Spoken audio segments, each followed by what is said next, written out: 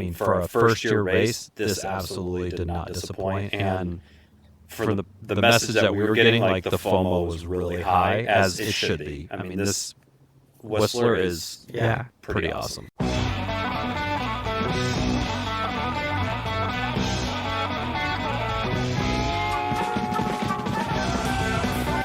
Welcome to the Low Tide Boys, a Swimrun podcast. I'm Chip. And I'm Chris, and this is episode 236 of the show. We've got our second race report of the year this week. We just raced Otillo Whistler this past Sunday, or yesterday. AKA yesterday. And we're stoked to share the experience with everyone. But for those that are new to this show format, so this goes back to a long harkened tradition since we've known each other over a decade. Yes. Where anytime either one of us would do some sort of a feat of endurance. Or anything, really. Anything. Could be a long training. Bar was low, yes. Could be a long training run. It could be Ironman or whatever. Had a crazy ride I needed to tell you about. Yeah, any sort of debrief. Yeah, and we'd always catch up on a run or on a bike ride and just kind of fill each other in, ask questions, do all the things. And when we started the show 4 years ago, we were like, well, that should be a part of it because we know all our friends are going to ask us, well, how'd the race go? Yeah. So in that spirit, we bring you our race report for Otillo Whistler. We covered a lot of our training and sort of our thought process going in with last week's episode. So make sure you check that one out. Countdown to Otillo Whistler. So for this one, I think we were thinking of focusing just kind of like on the race weekend and all the vibes. So I think starting out, Chipper, we were busy. We had a lot of pre-race activities. We had a lot, and we brought the families, which is the first time that we've brought our families to one of these events. They've been to a smaller kind of mom and pop style swim run, which they had a great time. The vibes were high, the stoke was very high, and it definitely didn't disappoint on that front. And as we tend to do, we were like, oh yeah, well, we want to do this, and we want to do this, and we kind of started doing these things, and then at some point we're like, oh, let's throw these on a calendar to see what the week looks like, and we're like, oh, actually there is a lot of things that are happening. So I thought it was good. Like, I had fun. I really enjoyed all these events. It was great seeing all these people, and some cool stuff that we hadn't really done before, which was great. So I really enjoyed that. We just back into stuff. It's like, oh yeah, we should do this. It'd be super fun. So so the first thing we did, we had a Patreon member pizza party at our sort of fat Airbnb, and that was super fun. Chalet. Chalet. Or chalet. We had a lot of people over, and it was really great just to kind of get the weekend started. And then, the next morning we did our Fika with Form. Yeah. Which was, we've never done anything like that. Is that our first, not sponsored, but collab kind of event with a brand before? I think so. Yeah. So they came out, they brought Fika, people tried the goggles. There was a lot of people checking out the Swim Straight technology, which was super cool. And it coincided when we got into town on Wednesday in Vancouver. We stopped by the Fika, by the Fika, the Fika headquarters. Those are in Sweden. Yeah. But the Forum headquarters, and that was pretty cool to check all that out. That was cool to see their office, and we walked in, and there's people engineers and thing when probably looking at us who are these who are these guys? But the people that needed to know us knew us. So that was all for sure. It was really cool for them to invite us to come through and give us a pretty casual tour. Really cool office, cool part of the city, and just seeing all the effort and work that's going into these goggles is really cool. And there was some really cool devices, and they make some of the hardware on there and a lot of the testing. It's pretty cool what they're doing there. So it kind of makes you appreciate the thoughtfulness going into the product, which we really love. And I think the other thing worth mentioning, I think pre-race, is just the weather. So we left California in the midst of a major sort of heat dome or whatever these things are. It was super hot, mid 90s to up to 100. We brought them with us. Yeah, we brought the heat. We brought the heat with us. So temperatures were 30 plus C. Definitely getting up there on race day. I think the high was 90 or something.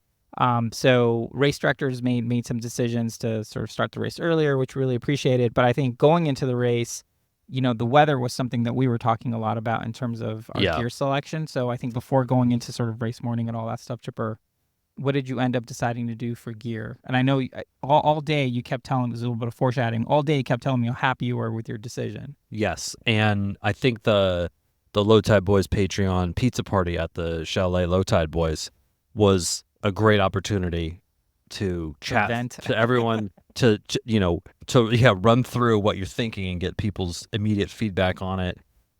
Hear what other people were using. Obviously, we are in a very blessed situation that we can bring 3 wetsuits or all the different ones, a warm to a very lightweight one. But I was pretty bullish on the Vig.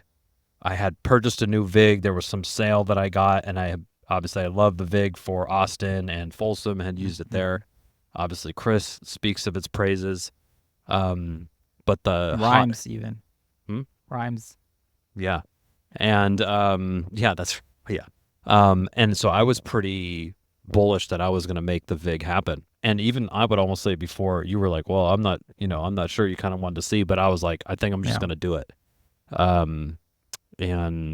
So the Vig it was, and I had the new Adidas Ultra shoes as well. Yeah, it's speed. Excited. Agravic. Terex Speed Trails. Yep. Was the official name. Yeah, and you wore your CEP socks, and you did something different. I think probably to sort of mitigate the anxiety around the Vig maybe being too cold, is you decided to start the race with arm sleeves. Yeah, Which that's a you move. That is a me move for sure. sure. I like, my ideal race condition would be no arm sleeves. Like, I just find they get me really hot. But we had heard the lakes. It was cold. We were starting in the morning. I would rather play it safe than sorry on that, especially with a suit that, I didn't think, but I ended up going with them for, a couple legs. But with the arm sleeves, kangaroo top, I had the new Frank paddle, blue steel, paddles, which I obviously have been loving those. And yeah. Yeah, and I pretty much matched you. So once you were like, oh, I think I'm going to do the Vig, I'm like, well, I obviously have to do the Vig, right?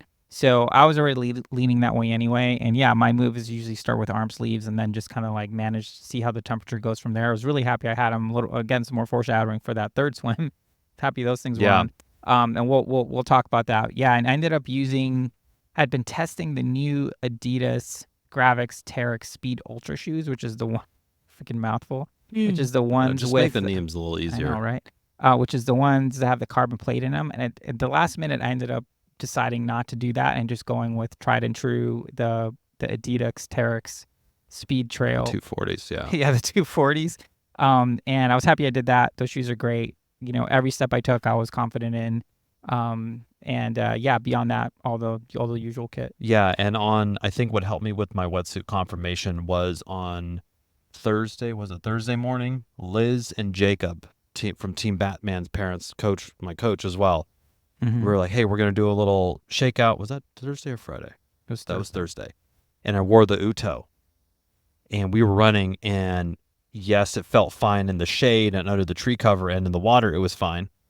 But then the second we kind of stood in the sun, it the neoprene, it really just absorbed it. I was like, oh man, it's going to get really hot. If you were just in the sun for 10 seconds, you're like, okay. You start really kind of sweating. So that to me was the really reassuring thing. Okay, I think I made the right decision. Because, although the race started at 6 a.m., the forecast was upper 80s. And we were thinking it was going to take us between 5 and 6 hours, just given the distance and kind of the terrain. And when we got into town on Wednesday, Wednesday. When we got into town on Wednesday, we noticed that we were hearing some stuff. Obviously, people tell us things, so we knew they were making some changes to the race condition. People do tell us. We knew they were making changes to the race course. Excuse me. Yeah. And I think that probably threw us off a little bit going into race morning, because typically we like to make sure we've done our homework. And I think for this one, being a New Year race and sort of figuring out the permits and getting, new permitting agencies and people kind of on board, figuring out what's going to work, there was just some changes and that added just a little bit more complexity in terms of what we were going to do on race day. But we want to feel as prepared as possible. Yeah, and part of that is feeling like you have a good handle on the course. Yeah, where you're where going. It's going to go, where aid stations are, where you should be fueling, where you might cab down. For us, that just really helps. There's already a lot of pre-race anxiety, so if we can sort of reduce those in one area, great. Yeah, for sure.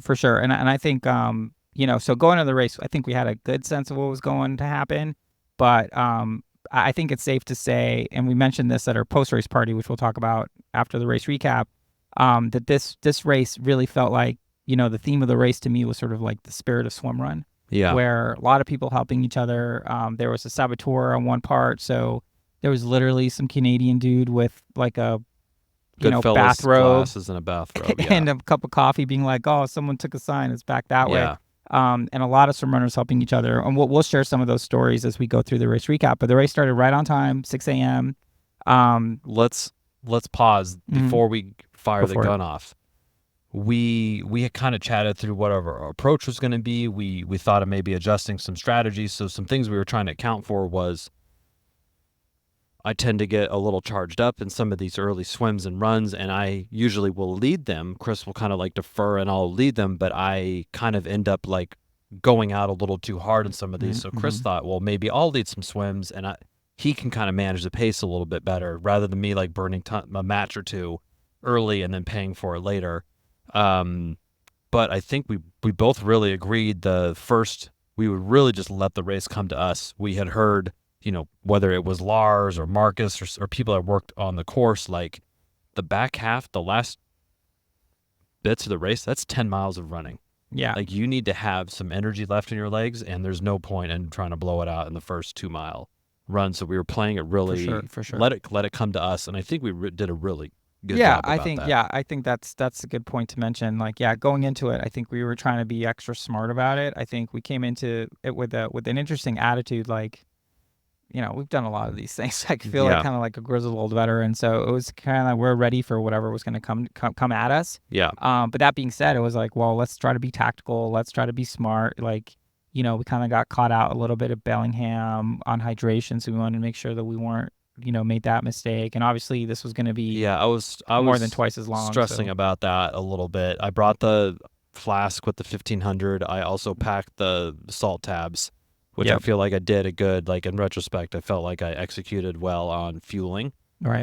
But yeah, we can. It was also helpful. A race like this it's kind of like a home race for us because we know they're going to have precision fuel and hydration products, which we've already been using forever, and they've been awesome to us over the years. So it's like, okay, they're going to have PFH. Like, to me, that's just like, okay, well, at least I know. And we talked about this before.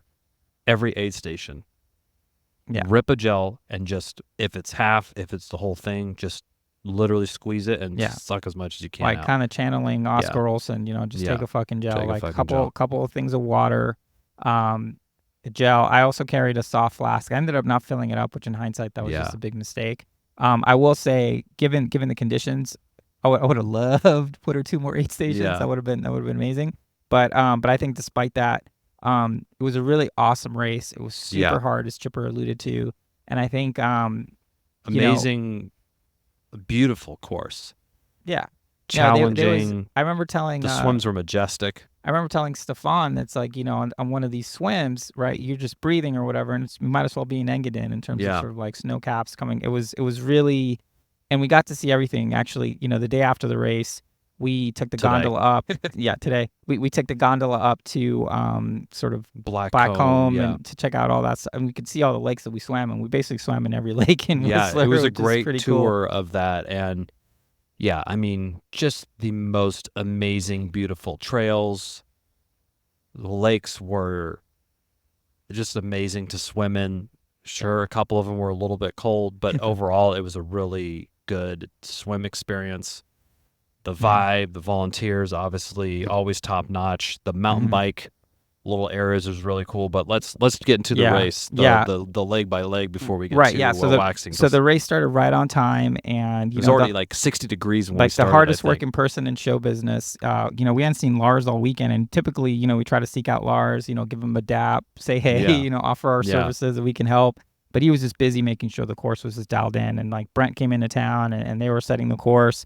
So the race started promptly at 6, and it started with like a 2.26 mile run, which right from Jump Street, you don't go like 100 yards, and you have to like climb this really steep little thing to really get on the trail. Hill, and then it like kind of a gradual climb up. Yeah, graduals up, and a lot of these trails were like mountain bike sort of adventure trails, so there was a lot of sort of sidewinding kind of stuff.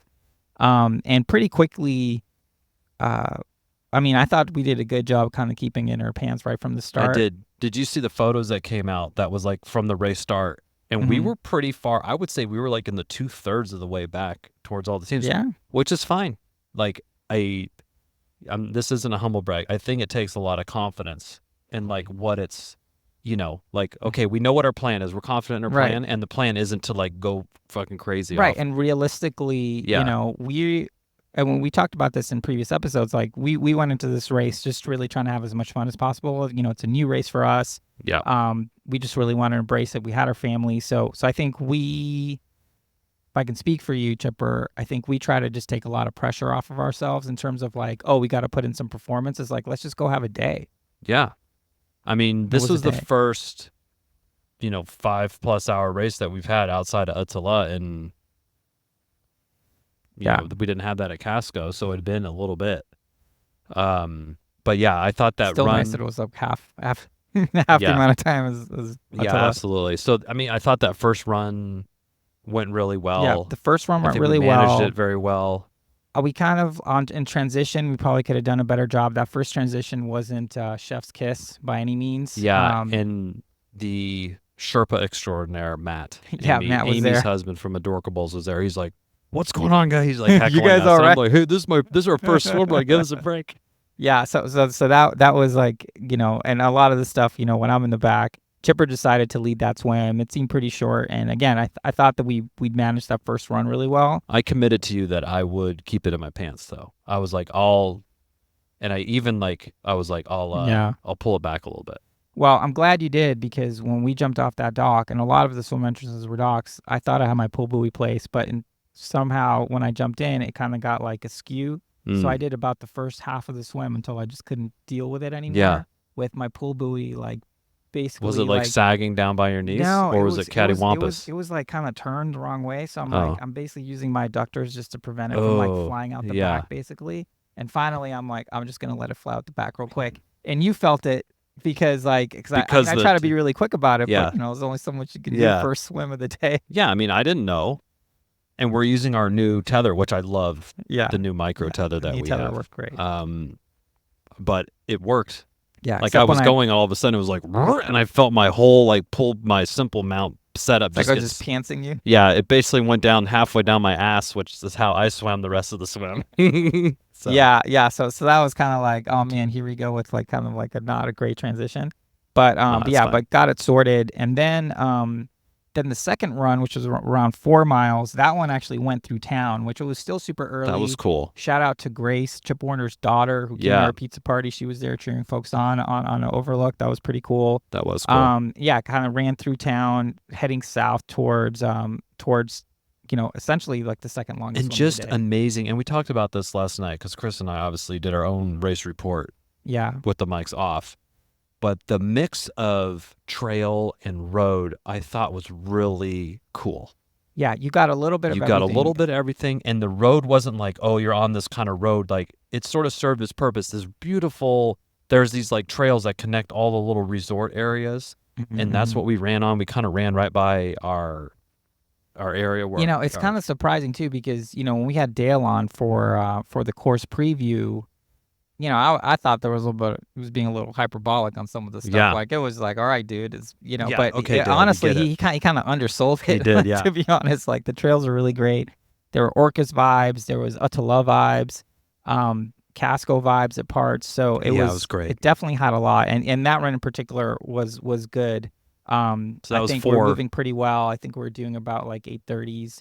But at that point we'd already kind of like got into our no man's land kind of situation, and there was a couple teams ahead of us and a solo racer, and we were just again not really worried about it. I was trying to be really good. Usually, I got that Seabiscuit complex. So if I see someone, we have our own like problems. I need to pass, but I just try to be chill. Again, it was a long day, and Lars and others kept telling us the second half is really the meat and potatoes. So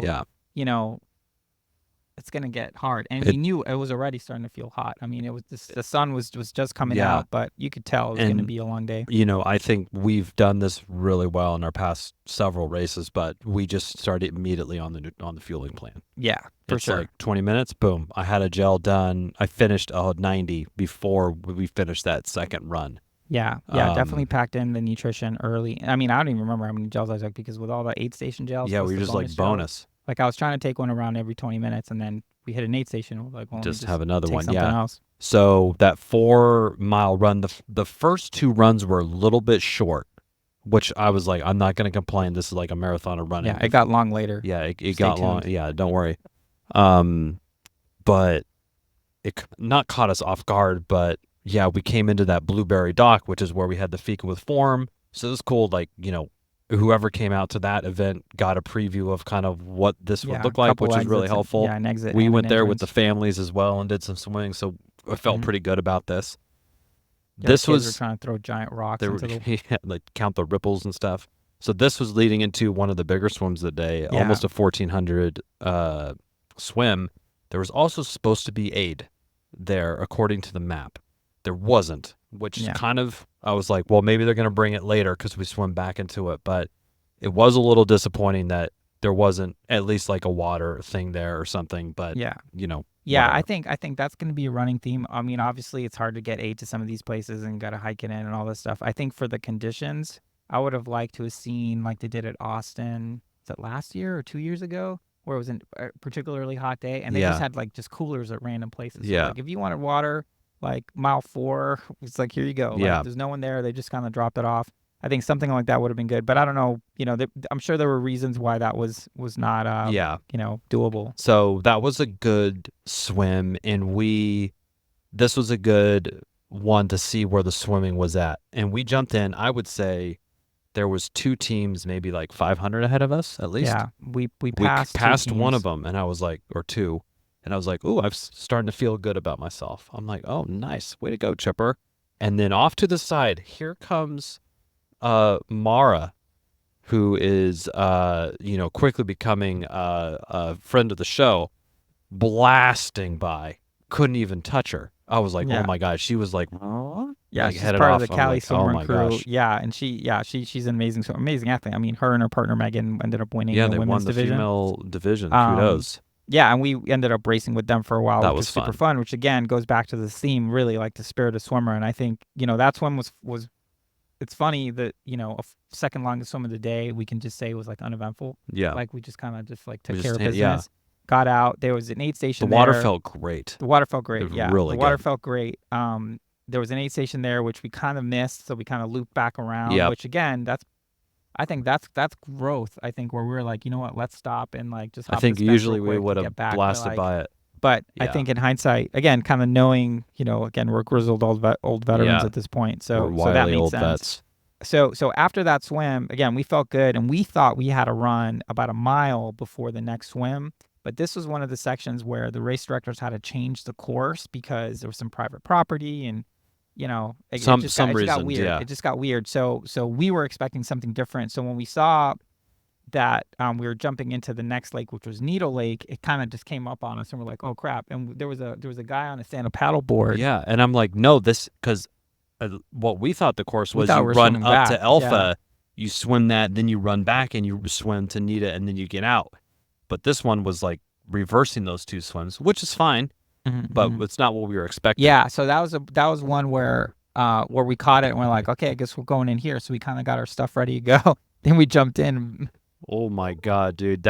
So they had like this kind of rock, this big rock that I jumped off the shore on, but it was only baby to my toes.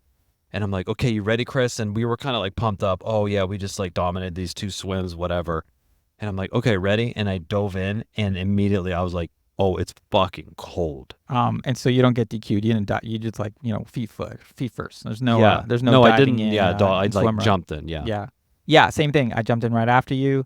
Invigorating. Cold finish. Like instant ice cream headache kind of thing. It was cold. It was definitely, I would say 56. It was, something like that. And to me, that was like, I don't think in my head, I'm like, I don't think Chris is gonna have a problem if I just try to power through, like just. No, I was definitely on your feet and for that one. And this was like a 3, probably a 400. Yeah, it was about a 400 swim, which we got through pretty quickly. And then right after that, there was supposed to be, again, following the course that we thought, it was a short run, then a short swim, then another short run, and then a super long swim. So it ended up being a little bit different. So it was a little bit longer run. Then we swam in the last lake, Alpha Lake. and then we kind of did a bigger run back to get back to Alta Lake for the biggest swim of the day, which was a 1500, where you essentially start at like the south end of the lake and you just kind of go, swim a mile north. And I want to pause here to share something that Dale, unofficial mayor of Whistler and our friend and race director, he's a race director for triathlons and sort of Xterra, and this is his first time doing a swim run, and he's told me that all the safety people, which were his volunteers and stuff, for triathlon, I guess there's always like, safe water safety that has to come into play, or people needing help. And he said never in his years there was like no issues in the water. Every single participant like navigated the swim problem. And obviously people have pull buoys and stuff and they're wearing wetsuits, but it's funny because he told Lars that, and Lars was like, yeah, I'm not surprised about that at all. So I thought it was interesting, and just like, from an outsider looking in, like, the swim runners that showed up at this, like, they were prepared. They were ready for the adventure. Yeah, for sure. So awesome. we handled those other swims and runs like relatively kind of uneventful. I thought it was cool. We went out to one of the lakes with the families before. That was a little bit colder, but it was fine. We ran back, and then it was like, hey, the 1500 swim. And for me, this is like, now the race is getting serious, because you have a 1500 swim, you have a hilly 4.5 mile run, then you have an 800, then basically like a 10K, then a really cold swim in the Green Lake, which we knew was out glacier fed or alpine runoff, whatever, and then another long run. So like this is when the work was starting. Yeah, this was, and it kind of snuck up on us. It's like, okay, now we're getting the meat and potatoes, starting with the swim, because after the swim, which again was uneventful, we're swimming straight. We kind of just like plowed right through it. They had the strobes out. It was good. We knew where we were going. So that was really helpful. When we finished that swim, we got out at Rainbow Falls, which is an area that we checked out when we showed up into town, and we sort of ran that part of the course, because that one seemed technical, and be like, oh, it's a short run, so let's like at least like get to know one section of the Thursday course. We ran this on Thursday. And that's a section where previously it was in sort of in a clockwise direction, and they changed it to a counterclockwise direction, and that kind of threw us off because there were some cars parked, so it was kind of hard to see like the signs. And we saw the sign, we actually turned the right way. Yeah, we were going the right way. We kind of second guessed ourselves. Yeah. So then we turned around, and we're like, well, we saw a flag sort of up the road, so we ran up the road, and then we were like, oh man, like I'm not sure exactly how this is supposed to go. And then I think what happened, Chipper, which I actually really loved, was a little bit of sort of swimrun serendipity. And again, in the spirit of swimrun, like who comes out of that swim is Team Batman's parents, who we did a shakeout with, who we know really well. We did world champs with them and stuff. And we ended up kind of getting it sorted out. Yeah. Going the right way. Let's put our powers together and figure this out. And then we basically did this 4.5 mile really kind of wild, like crazy, super technical, like 27 switchbacks.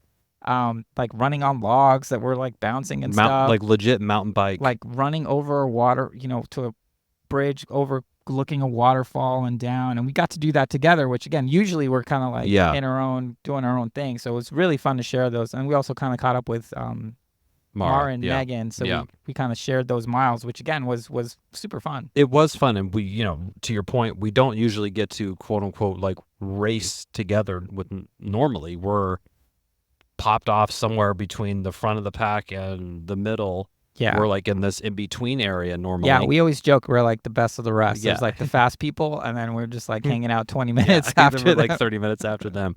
But it was really fun to run with Liz and Jacob and just kind of chat. We certainly weren't dogging it. You felt like you had to like, have better form because your coach is looking at you? I don't think so. I was like, oh, I wonder if she's judging me. Oh, she's like, he should be going harder. Is he taking nutrition? He's doing a good job. I don't know.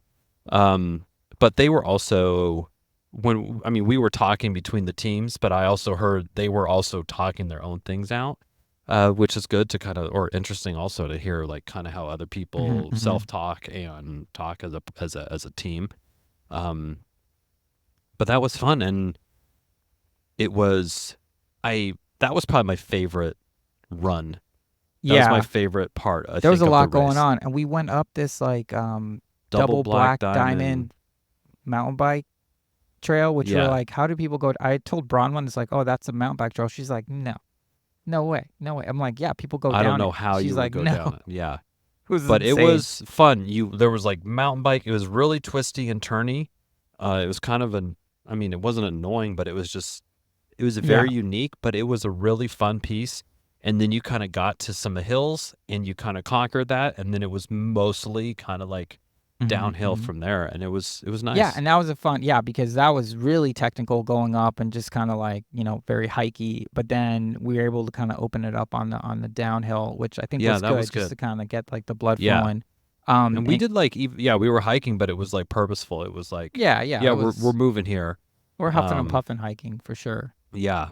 And then, so before this, we had kind of given our wives a little bit of breakdown about, hey, we might be here at this time. We might be here. We're not totally sure ever with these things. Right. So we had targeted like a 9 a.m. at the Rainbow Falls to arrive from the 1500 swim.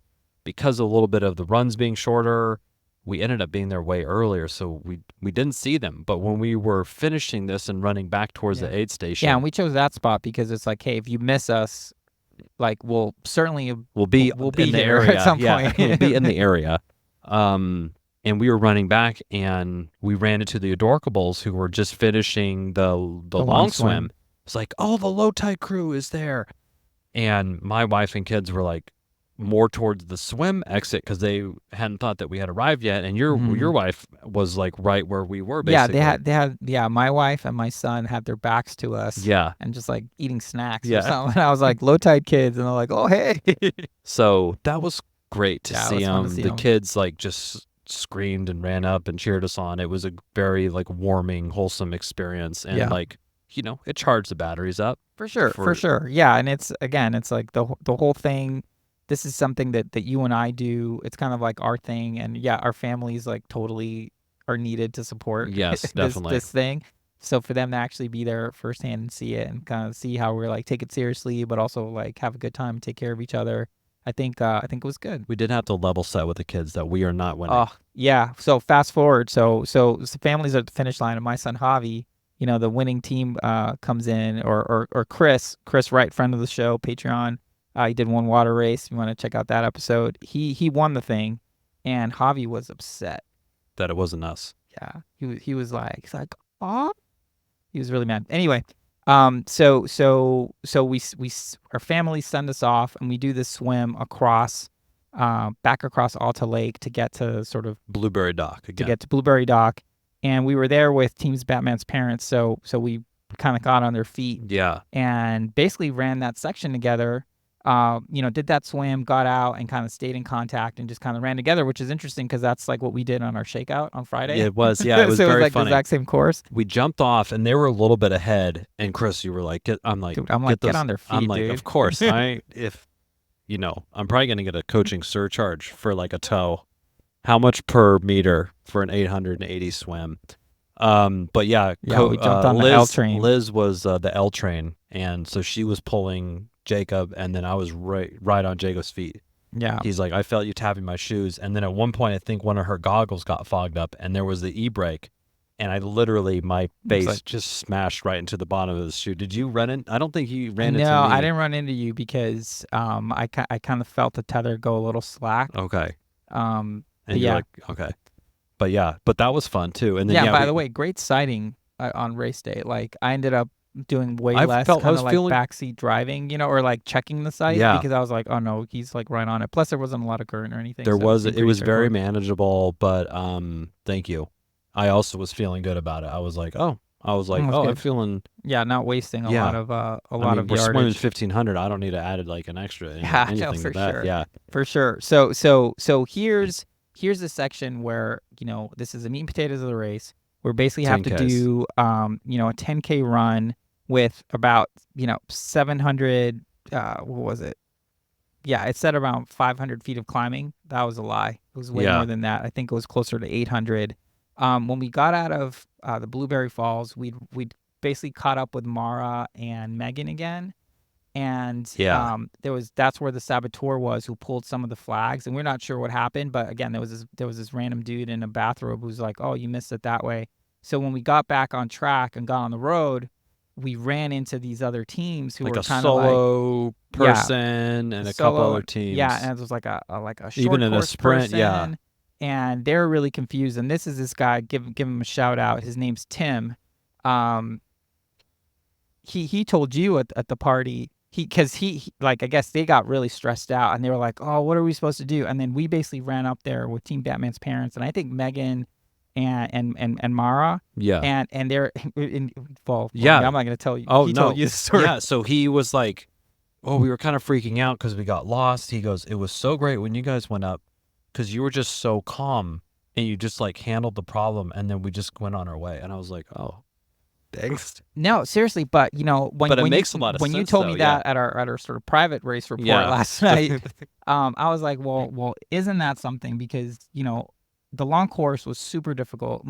Everyone who showed up kind of knew what they were getting into. Like, yes. And for us to basically be able to work the problem, first year race, things are going to happen. You're crossing all these different environments. You're crossing like a large distance too.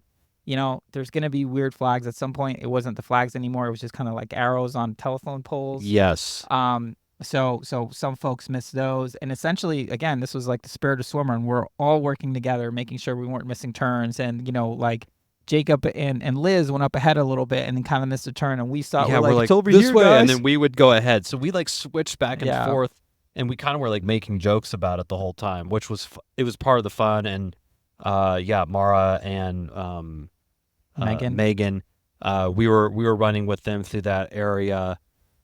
We were like cursing Marcus because we're like, we definitely know Marcus. This is a Marcus section. This is like Marcus Barton definitely had his hands here. Yeah, no, it was great. And I actually liked it because you'd be on sort of like the path, which was sort of like asphalt. Yeah. And you just like bang a left and just go up and over this mountain or something to get back down and then get back on the trail. And then we got onto basically like the road that was going to take us to Green Lake, which was, I think that was like a 2-mile section, totally exposed. Basically running along the highway exposed. And like this, like a retaining wall, and Jacob and Liz protected bike path basically.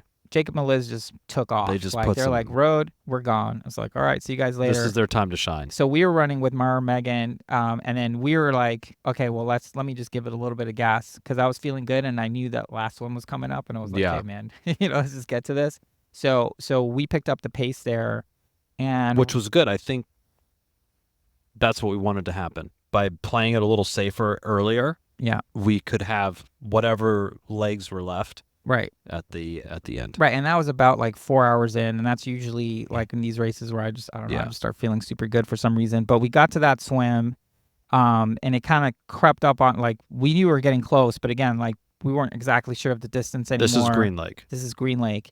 And they had changed the swim. So initially, this was going to be one of the coldest lakes that we were going to swim in. And it was going to be around like a 400 swim. They changed it to 800 swim, so it was more swimming. And it made like the last run like just a skosh longer.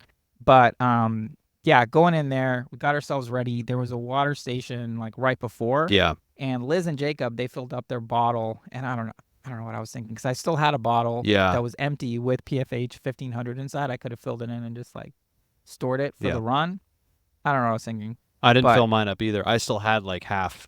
And we certainly swam a couple. And so this swim, every aid station we were like chugging 2 or 3 cups of gel, and like that was really useful. Yeah, that was like really helpful. With the pinky out, like, trying to get a little bit more.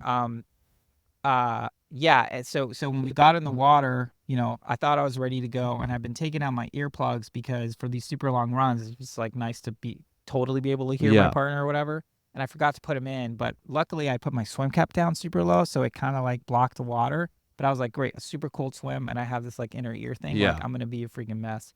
But I didn't want to stop because it was the last swim, and honestly, it wasn't as cold as we thought it was gonna be. I mean, it was cold. It was cold. Don't get us wrong. It was one of the colder, if not the coldest swim of the day. Second coldest swim, for sure. And it was one of these things like power through, but we went out, there was a little Dorito chip out there, and we kind of went around it. And then Jacob and Liz, the Batman's parents, were just right 200-300 meters in front of us.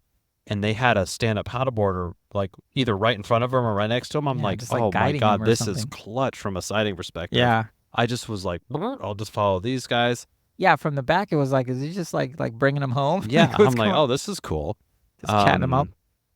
It was chilly. I was fully waiting for Mara to just blast by again on that one, but I think they smartly fueled up at the aid station. Yeah. Like spent a little bit more time there, or showed us mercy. One of those two. Yeah. Or a combination one or of the other. both. One or the other. So but yeah, that swim was good. yeah, We that got swim was out. good. I was like, yes, that was cold. Very manageable. I wasn't like shivering, and I certainly wasn't cold after about 200 Yeah. meters of running. So I should mention this. So I basically kept my arm sleeves on like the whole race. And what I did on the long runs, instead of just taking them, usually once the arm sleeves come off, they never come back on. I Yeah. just kind of like roll them up into like a little like burrito thing and just stuff them. What I did instead was kind of just like bring them down to like my wrists, and just kind of have like, just kind of like bunched up there. And it wasn't too bad. Yeah, my wrist got like super sweaty or whatever, but I was happy that I had it. And with the VIG, it's super easy to just like tuck it under the material of the arm sleeve. Yeah. So I basically had arm sleeves on for every single swim, and it wasn't until that last run where I just like, obviously don't need these anymore. Yeah, I ditched my arm sleeves after the rainbow. I took them off on rainbow after the 1500. After the 1500. Yep. And it was cold, but it was again fine. Yeah. So Felt then really this last nice. run. Yeah, this last run, and Lars had warned us over text, being like, "Oh, that last run, it's a quad buster." Quad buster, yeah. So we're like, "Oh, that's interesting. That's an interesting thing to say. Like, why would you say that, Lars?" Well, I'll tell you what. Yeah, so you essentially, you climb up from lake level, which is like 2,000 feet, and I think we climbed up maybe like 700 feet. Switch back on some level, past some train tracks.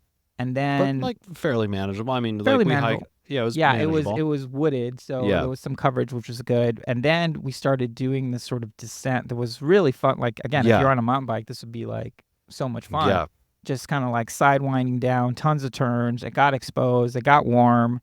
We had to run on this gravel section for a bit. Yeah. It got real. At that run, I definitely started to feel thirsty. Yeah. And again, this is where, talk about some swim run serendipity. We had it earlier, get to hang out with Liz and Jacob, and then with Mara and Megan, and Tim. And we're running, and who do we see? Master Sherpa himself, basically waiting for a team of Dorkables. And he's just walking up, I was like, "Hey guys, how's it going?" I was like, "Could I just have a sip of your water?" And of course, he's like, "Absolutely," comes right over. And can I have one too then? So we each just took a little sip, and honestly, that was enough. That was enough. That was enough. Now that's what I needed. The thing with this run was like, it's 4.5 miles, so I was like, this will be 30, 40 minutes maybe. The climbing was fine, the downhill was fine, but then we got just out on this exposed piece, and that just started like draining. And I was like, at that point, wrongfully so, I was not on top of the nutrition. I was like, okay, we only have like 1.5 miles to go. Like, this will be fine. But it was like a pretty grueling 1.5 miles. I did end up getting another gel out and having it, and I think like that definitely helped. Yeah. And then we ran into somebody else that was like, "Oh, it's just right up here," and we kind of saw it. Yeah, we saw like a 300 meters to the park, and we're like, "Hey, isn't like, this sweet?" By the last mile on that race, I will say that was challenging. pretty challenging to the point where it's just like, well, let's just run so we can get back into the shade kind of thing. Yeah, and my legs were pretty trashed, but like I was like, I can manage whatever we were doing. Like, it wasn't to the spot where like, oh man, hold on, I got to take a walk. I got to do a walk break for a little bit. Like, I felt good about where my legs were at. Like, we had a day out there. It's like over 5 hours of activity. So I was happy with how, the body was performing, I guess. Yeah. So we get really close to the end, and there's this little part where you essentially go down this little shit kicker that we took when the race started. Yeah. And my daughter was kind of looking to see who was coming in, and she noticed, two dudes, one dude with his curly hair kind of flying. And she was like, "That's that." So then everyone turned, and then we turned the corner, and there's Lars and everyone. Yeah. And that was great. That was pretty cool finish line vibes, just coming down there. Like, your daughter came up to you. Yeah, the kids my son running came up to me, screaming, running around, and wanting to pretty nice. run with us. So yeah, it was a good finish to the day, and it was like, we did it. We did it. We did it. So final stats, we finished in 5 hours and 27 minutes, which was good enough for sixth place team overall. And then fourth place men's team, which is, we finished in It's fourth kind of several our times. normal, yeah. It's our it's normal good. slot. It's good. And yeah, as we always say, you could always, swim faster and run faster. But I think for a first year race, super challenging, but also super kind of magical with all the different terrains and all, everything. Yeah, I'm pretty stoked with it. Yeah, I mean, I coming into it first year race, there's going to be a couple wrinkles.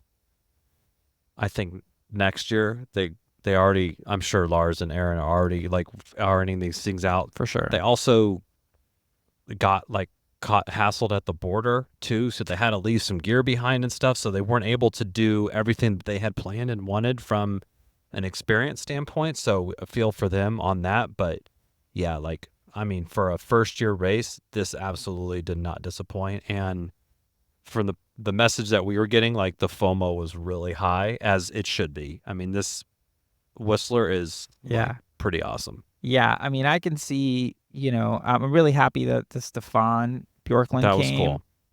Check out our bonus episode there, live from Whistler with him. And I talked to him after the race. He had an awesome time. He thought it was great. Thought it was super hard. He said it's very swim run. He thought it was great. So Nice. So I think it's cool that the guy who's putting on the world championship is coming out and kind of getting work. They came in third, incidentally. Beat us by I don't think we were going to catch them. Yeah, no chance. No, it's fine. It's fine. But yeah, I think kind of going into final thoughts. How are you feeling? Noting we have Casco in 5 weeks already. Yeah, it's whew.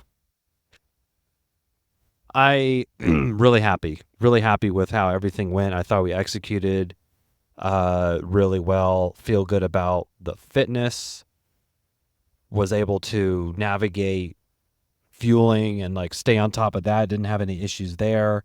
Really happy. And I already told you this during the race, but I think I'm all in Team Vig now.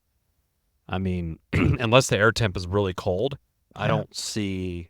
If the air temp's going to be 60 or more, I'm going to the Vig. Almost without, doesn't matter what the water temp is, because it kind of doesn't matter.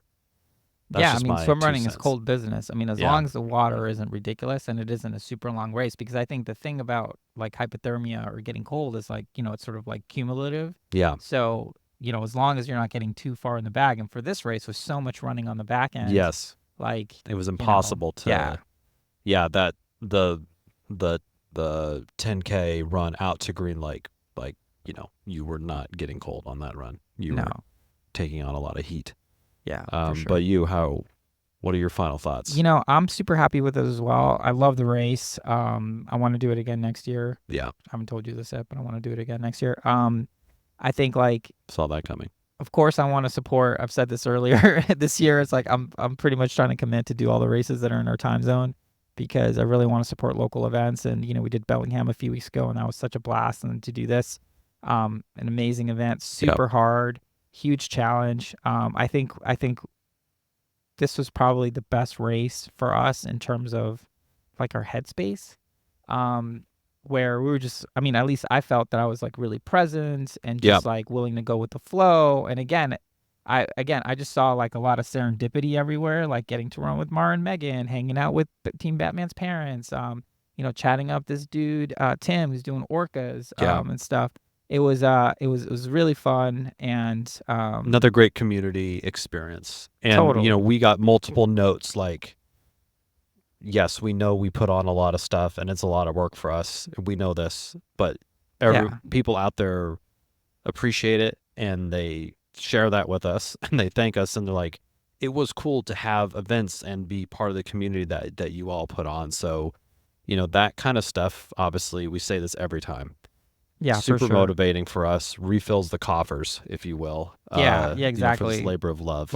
Being at the post-race party, chatting Warren up, hearing the war stories. I mean, there's just so much of that is sort of soul-filling. Yes, you kicked your own ass. Yes, you had a day out there.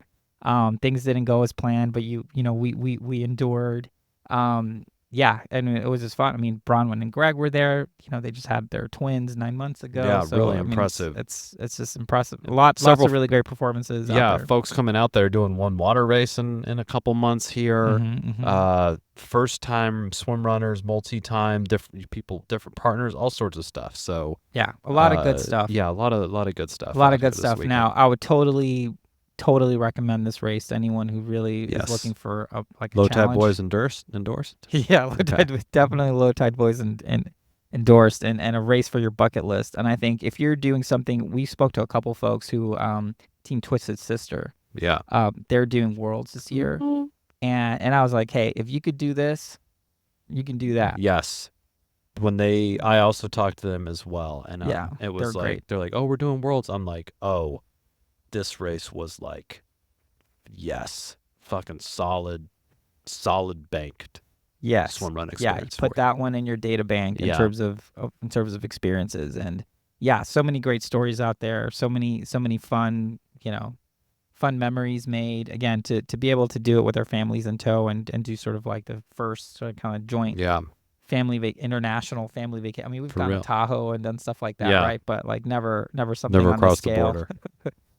It was super fun. Canada seems just an amazing place, and Chris knows a lot of the provinces off the top of his head, which I was impressed about. Yeah, press chipper with my nerdiness. Yeah.